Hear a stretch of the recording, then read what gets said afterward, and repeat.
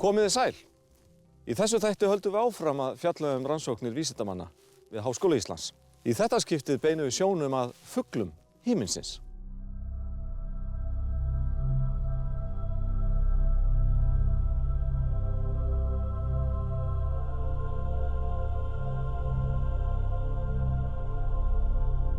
Flugið gefur fuglum forskot í lífsbaráttunni en talið að fyrstu fuglarnir hafi komið til sögunar fyrir 150 milljónum ára.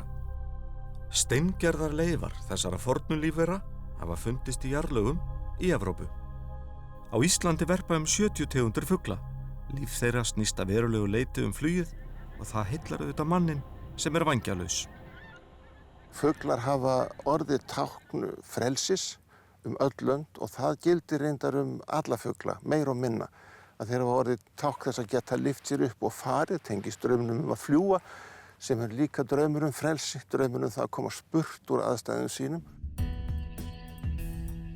Fuglar geta flogið gríðarlegar vegalengdir og þannig tryggt afkvæmum sínum meira öryggi og aðgengi að fæðu. Þetta á við vaðfuglinn jaðrakann sem numið hefur ný búsvæði víðsvegar landið.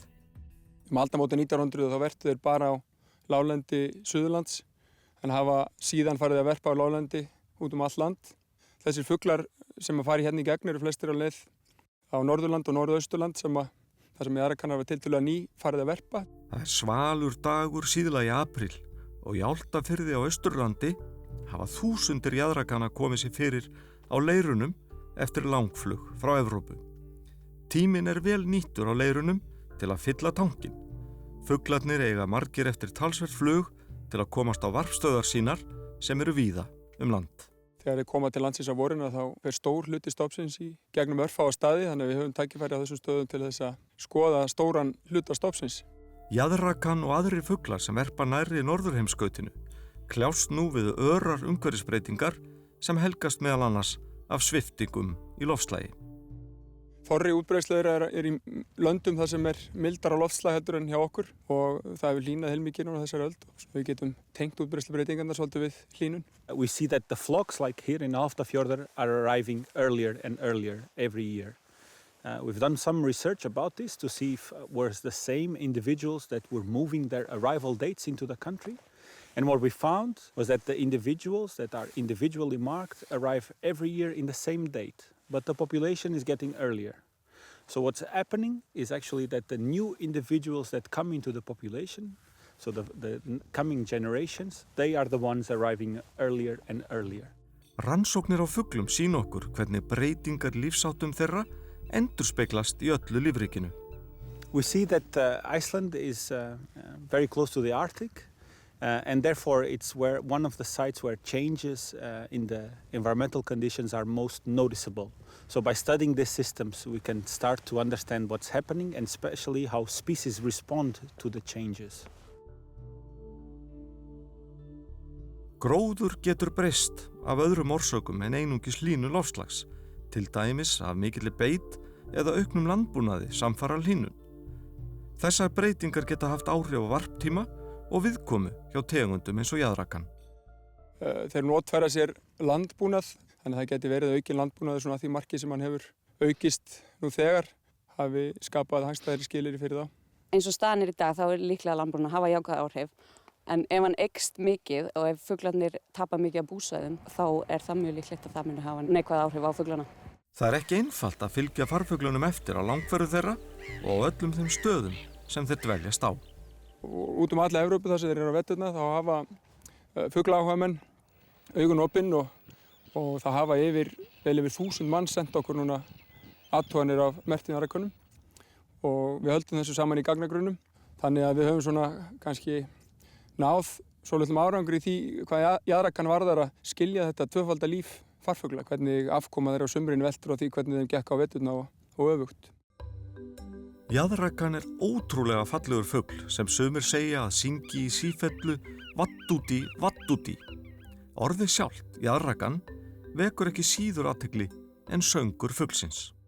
Fuglsheitið jaðrakann óvenjulegt að því leyti að við lítum ekki þannig á að við skiljum það þegar við heyrum það í fyrsta sinn. Það ekki gegnsætt eins og fugl sem heitir svartbakur til dæmis sem við skiljum leið. Þar sem jaðrakan var nýr í augum norrænna landnema og fuglinn staðbundinn í fáum sveitum landsins, á orðið sjálft sér ekki langa sögu í málinu. Hún samt merk og spennandi.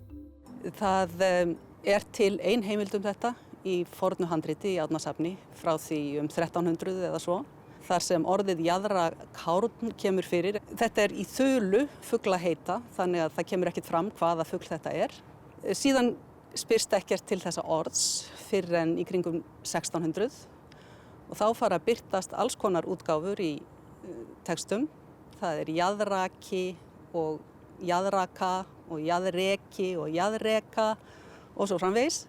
Jaðrakan virðist svo vera vakið upp af menntamönnum á 19. öld og það ekki síst feðgarnir Sveinbjörn Egilsson og Benedikt Gröndal sem gera það eiginlega að hinni opinberu mynd nafnsins. Jaðrakan svo ógagnsætt orð að það á það til að flækjast frá einu kyni til annars, en kynið fylgir reyndar sýslumörkum. Þessi fugl var einkum bundinn við Árnes og Rangárvallasýslur og það var munur á sýslum í útbreiðslu nafnsins. Þannig að í Árnessýslu höfðu menn það í karlkyni en í Rangárvallasýslu í kvenkyni. Þegar orð sérkennileg, eins og á við jaðrakan, þá leita málvísindamenn gjarnan að uppruna þeirra. Sú hugmynd kom fram að þarna væri tökuorð keltneskt því að þar þekkt í skoskri gelísku fuglsheitið aðarkan. Það reyndar nafn á öðrum fugli sem vepja. Þegar norrænu menn komu til Íslands þá var þarna fyrir þeim fugl sem átti ekkert norrænt heiti vegna þess að hann var ekki til í Noregi og þeir notuðu á hann nafn sem þeir þekktu frá keltum. Annað sem skemmtilegt við það að það til í Færeyjum líka. Færeyingar nota það reyndar keldusvínið, þannig að það eru 3 fuglar flæktir í þessa sögu, vepja, keldusvín og jaðrakan.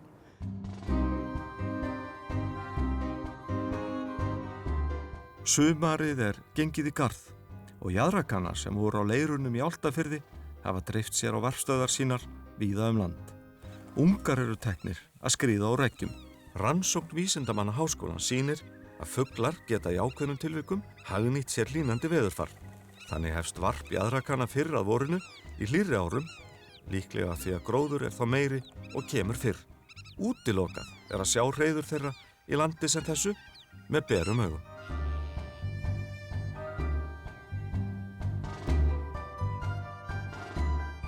We are going to now measure it, take some biometric measurements, and we put a unique combination of colorings on the legs, and then we can just watch it with our binoculars or our telescopes and see where it migrates, where it goes in the winter, where it stops over on the way to Europe and back to Iceland next year, and then it will be really a truly unique bird. Jaðrakan hefur eins og aðri fuglar einstakt lag á að halda eggjunum heitum á meðan hann liggur á. This pink area here, that it gets very, very close to the eggs, so it makes them really warm. It just shares its body temperature with the eggs, and that helps incubating and developing the embryos faster. En hvað dregur erlenda vísindamenn til Íslands til að rannsaka fugla?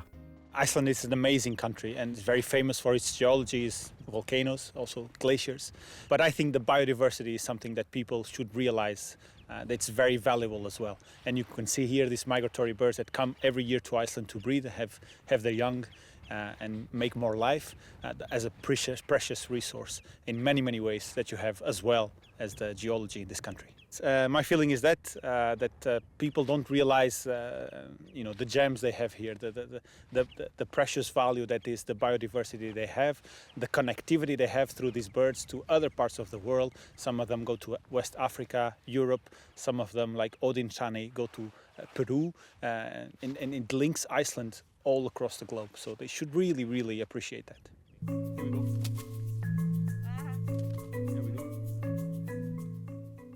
See you in Portugal.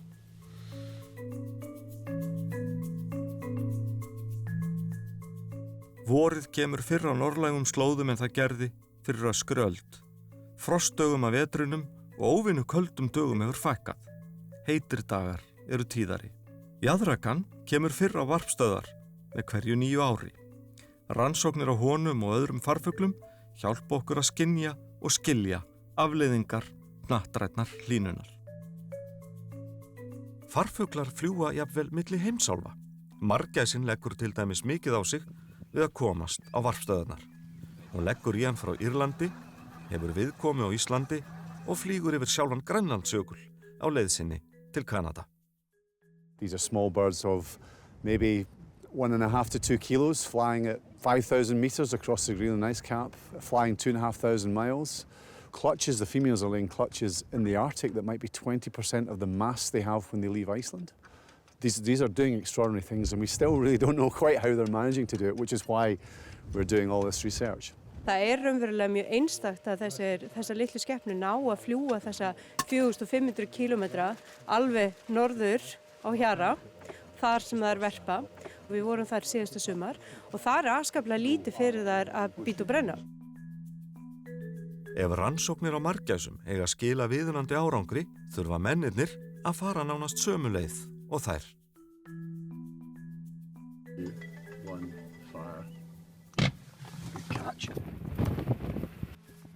Við náum að fylgja sömu einstaklingunum á þessum mismunandi staði.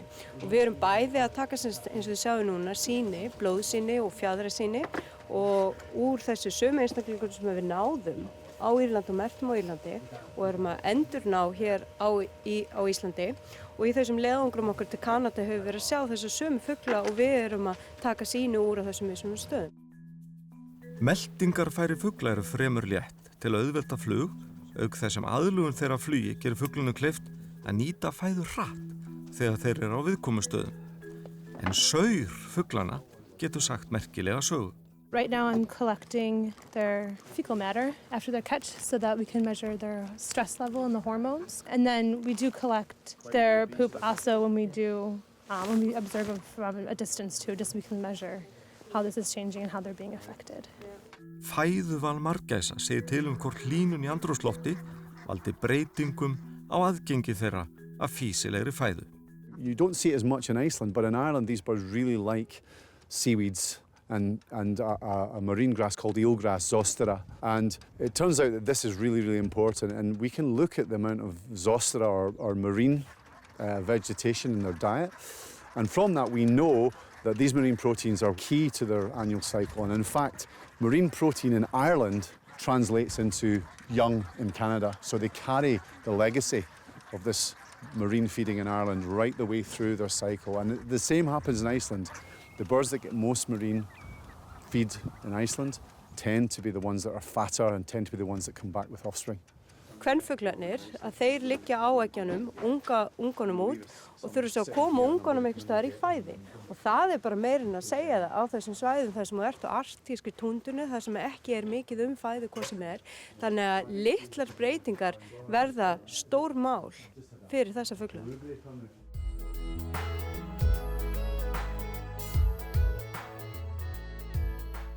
Maðurinn hefur lengi átt sér þann draum að geta flogið og með uppgötvunum, rannsóknum og tilraunum öðlaðist hann þá getu. Vængjasláttur fuglana hrífur mannin, enda eru fuglar oft mjög áberandi og því einstaklega vel til þess fallnir að vekja áhuga á lífríkinu.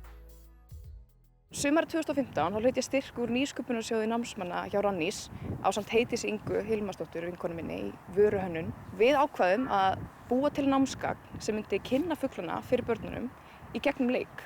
Úr varð að við þróum borðspil í fuglafár og markmið spilsins að börnin læra að þekkja fuglana, útlit þeirra og nöfn og þrói vonandi með sér áhuga á fuglunum. Ég hef lagt áherslu á það við mína nemendur sem að mennta sig til að verða líffræðikennarar. Noti fugla í kennslu, þannig að ég fer alltaf með þá og kenni þeim sjálf að þekkja þá og að horfa á hegðun þeirra og með því læra þau að meta náttúruna, meta hlutverk fugla í lífkerfinu.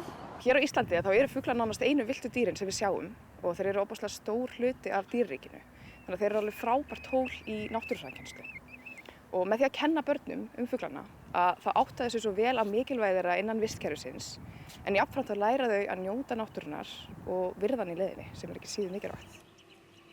Að byrja með litlu krakkana eða kennarar að kenna þeim bara að þekkja þá og meta þá og vilja fara út og skoða þá og átta sig á þeirra hlutverki. En svo þegar nemendur eldast þá getum við fara að nota þá og afla gagna á svona skipulegan hátt og tengta svo við fræðin. Og jafnvel sumstaðar þekkist það að það alltaf talið á sama stað á hverju ári. Svo skólinn á kannski alveg rosalega góða talningaseríu og þá getur hann fara að skoða sveiflur.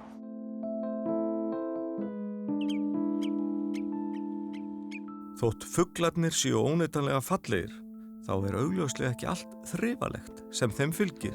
Þeir bera það til dæmis alls ekki með sér að á þeim lifir urmull sníkjudýra. Það eru yfirleitt margar tegundir sníkjudýra í hverjum einasta fugli sem við skoðum og það eru mismunandi hópar. Sumir lifi utan á dýrinu, aðrir innan í. Og ýmsum líffærum þá innvortis, kallaðir innsníklar og utan á fuglinum eru flær og mítlar og lúsflugur og naglís og já, þetta eru aðalhóparnir. Flestir kannast við staraflóna sem sígur mannin í neyð og skilur hann eftir með óstöðvandi kláða. Sem betur fer eiga sníkjudýrin sem sækja á fugla sjaldan samleið með manninum. 195 milljónir ára skilja spendýr og fugla að í þróun. Og sníkjudýrin hafa yfirleitt þróast með hýslum sínum þannig að það mjög sjaldgæft að sníkjudýr sem hafa þróast með fuglum fari yfir í spendýr. Endur eru líklega þeir fuglar sem börnin okkar kynnast hvað fyrst, en þær eru alls ekki lausar við sníkjudýr. Stokkendur eru algengasta og jafnframt þekktasta andartegundin hér, fyrir utan æðarfugl.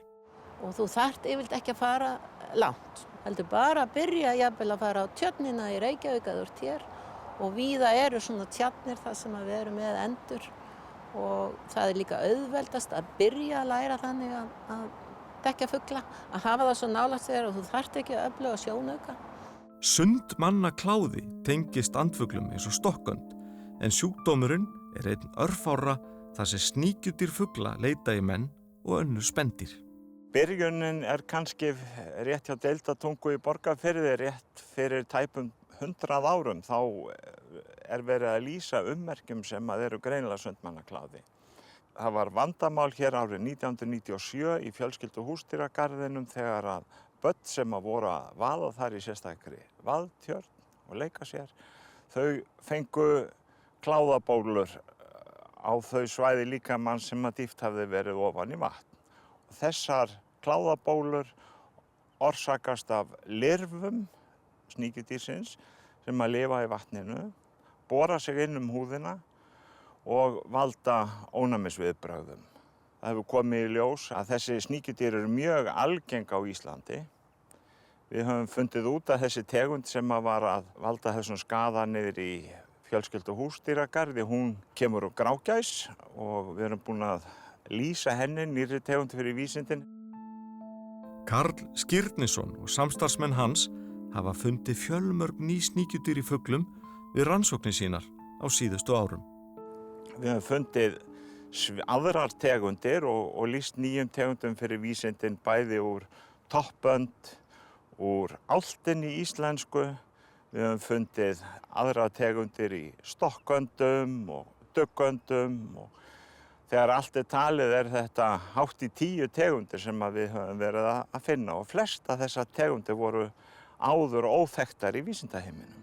Jarðhiti sem víða í náttúrulaugum hér hefur sérstök áhrif á útbreiðslu sundmannakláða.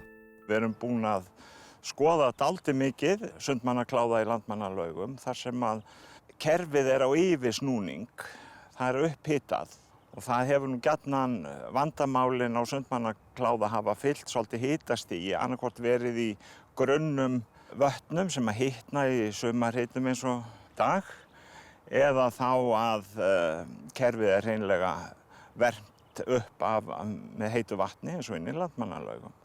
Við erum búin að finna þarna marga tegundir, bæði í duggönd og stokkönd og við höfum ekki séð annað ráð heldur en að hreinlega meina þessum fuglum að verpa á svæðinu því að ef að þessar endur fá að koma upp ungum á Laugalæknum fyrir ofan baðstaðinn þá fyllist alltaf sundmannakláða lirfum í vatninu þarna í byrjun ágúst og menn að fá fleiri hundruð lirfur bara eftir að hafa farið í bað þarna. Þannig að lausnin sú að rjúfa lífsferil með því að meina fuglum að ala upp unga þarna ofan við baðstæðin.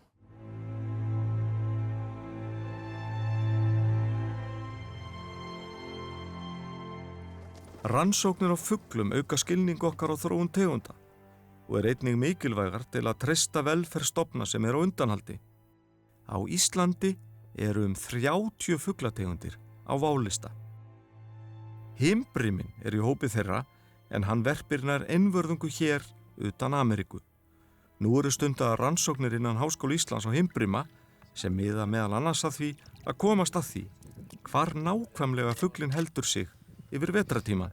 Meistaraneminn Pétur Halldórsson hefur unnið að merkingum og komið sendum fyrir á fuglum til að fylgjast með ferðum þeirra. 300 himbrimapör verpa hér og heildarfjöldin í stofninum einungis 1000 fuglar. Íslenski haförninn líka í hópi þeirra fugla sem í hættu, en heildarfjöldi para innan við 100. Íslendingar voru í raun hársbreidd frá því að útrýma erninum. Haförninn var friðaður svipað leyti og hvalir við Ísland nokkrum árum áður, árið 1913. Ástæðan var sú að stofninum hafði fækkað mjög mikið, en þegar Íslendingar fara að safna æðarfugli og byrja því skipulega á 17. öld, þá fara menn að drepa haförninn og ofsækja hans og hann truflaði ekki æðarvarpið, fara að líta hans sem mynddýr. Við gengum ansi nærri okkar fuglum. Það var náttúrulega veitt verðlaun fyrir erni og það var stofnað félag, vargafélagi sem hafði það markmiði að útrýma örnum og þeir greiddu háverðlaun. Haförnum fór mjög hratt fækkandi á Íslandi á 19. öld, svo mjög mikið að menn fóru að hafa ágjörð af þessu og hann friðaður 1913. En haförnum fjölgaði samt sem áður ekkert á Íslandi lengi eftir þetta. Og það liði eitthvað 50 ár og á þess að stofninn næði nokkuð rétta af. Og þá hætta menn að eita fyrir tófunni 1964 og eftir það byggist stofninn upp aftur og hefur þrefaldast undanfarin 50 ár. Það hefði verið alveg ævarandi skömm fyrir okkur ef við hefðum útrýmt honum. Svona fugl náttúrulega bara, sem ég segi, djást í fuglafálunni. Feðgarnir Gunnar Þór Hallgrímsson og Hallgrímur Gunnarsson hafa stundar rannsóknir á haförnum ár hvert í röskan áratug og þeir hafa þrætt öll óðul á Vesturlandi til að merkja unga sem komast úr eggi. Hann bara greinilega vel haldinn og það svo mikið í hreirinu að hann borið í hann og hann vöxtulegur þessi. Fæturnir vaksa ótrúlega fljótt, þeir vaksa hlutfallslega hraðar heldur en margt annað á búknum. Þannig að fæturnir eru komnir nálægt í að vera í fullri stærð mjög snemma. En þetta náttúrulega ekkert grín að sjáu hérna puttarna mér. Ekkert grín að fá þetta á kafi í höndina á sér. Frjósemi íslenskra hafarna mjög lítil og vísbendingar að skyldleiki hafi áhrif á hana ásamt þrávirkum eiturefnum. Hann með minni frjósemi en stofnar í nágrannalöndunum í Skandinavíu. Kannski 3. eða 4. af frjósemi Íslands veistrasalt. Út frá blóðsýnunum getum við einangrað erfðaefni og það sjáum við að skyldleikin mjög hár innan Íslands. Það mjög lítill erfðabreytileiki samanborið við í nágrannalöndunum og það eru ákveðin tengsl milli fjölda unga sem komast á legg í þessum óðulum og skyldleika ungana. Þannig eftir sem að skyldleikin meiri, því færri ungar hafa komist á legg síðan 2003. Aðalfæða hafarnanna hérna við Faxaflóa og það fíll. Fíllinn frekar langlíf tegund og það hefur komið í ljós að styrkur eiturefna, hann mjög hár í fílnum. Og það er eitt af því sem verið að skoða hérna og það komið á daginn að það töluvert af eiturefnum í íslenskum örnum.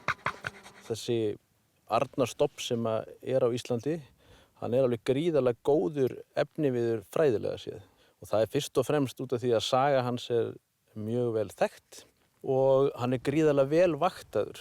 Þannig að það er vita nákvæmlega hvað stofnunin er stór og hvernig hún reiðir af og síðan er hægt að ná í þessi lífsýni eins og við verðum að gera núna og merkja fuglana og það er gert við hvert einasta hreiður. Í Íslands lýsingu sem eignuð Oddi Einarsyni biskupi frá síðari hluta 16. aldar segir að örninn sé ógnarstór og grimmur ránfugl. Oddur segir að örninn ber í hreiður sitt lömb, kiðlinga og jafnvel börn. Örninn er ekki eins vinsæl í þjóðsögum Íslandinga og til dæmis hrafninn sem kemur mjög oft fram. Það eru sögur hér að ernir hafa tekið börn til dæmis en annars er örninn ekki eins mikilvæg eins og ég segi og hrafninn. Aftur á móti í góðsögum er eitt heiti Óðins Arnhöfði.